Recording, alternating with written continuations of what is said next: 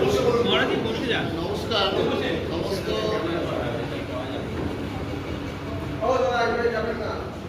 সমস্ত মিডিয়া বন্ধুদের আন্তরিক শ্রদ্ধা, ইউটিউবার যারা আছেন তাদেরকে আন্তরিক শ্রদ্ধা জানাচ্ছি।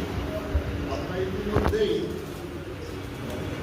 খবর পেয়েছেন এবং জেনেছেন ইউটিউবের মাধ্যমে, ফেসবুকের মাধ্যমে কলকাতায় এবার বিরাট সমাবেশ হচ্ছে। 5 লক্ষ সনাতনী ভাইদের সমাবেশ গীতাকে কেন্দ্র করে। শ্রীমদ্ ভগবত গীতা, শ্রীমদ্ ভগবত গীতা এমন একটি ধর্মগ্রন্থ,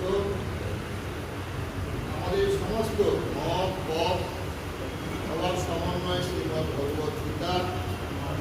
আমাদের যত সনাতন ধর্মের মধ্যে সম্প্রদায় আছে, সমস্ত সম্প্রদায় শ্রীমদ্ ভগবত গীতাকে মেনে নিয়েছেন, স্বীকার করেন।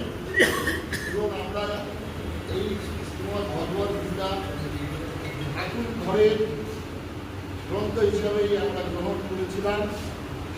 সেটা আমরা সমস্ত জেলায় ঘরে ঘরে ছড়িয়ে দিতে পেরেছি। এটা আমাদের বিরাট প্রাপ্তি।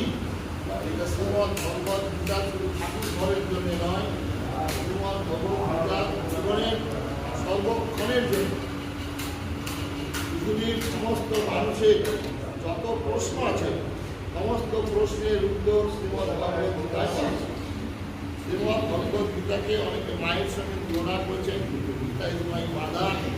মায়ের কাছে গেলে সন্তানের যেমন সমস্ত ভয় ভীতি আশ্রয় লাভ করেন, তেমনি আমরা শ্রীমদ্ ভগবত গীতাকে আশ্রয় করলে আরও শ্রীমদ্ ভগবত গীতার যেটা অবদান আপনারা সবাই জানেন। 19 শতাব্দী নবজাগরণ, এই জাগরণে একমাত্র ধর্মগ্রন্থ শ্রীমদ্ ভগবত গীতা কেন্দ্র করে বাংলার একটা নবজাগরণ হয়েছিল। মুখে ছিল বন্দে মাতরম, আর হৃদয় ছিল শ্রীমদ্ ভগবত গীতা।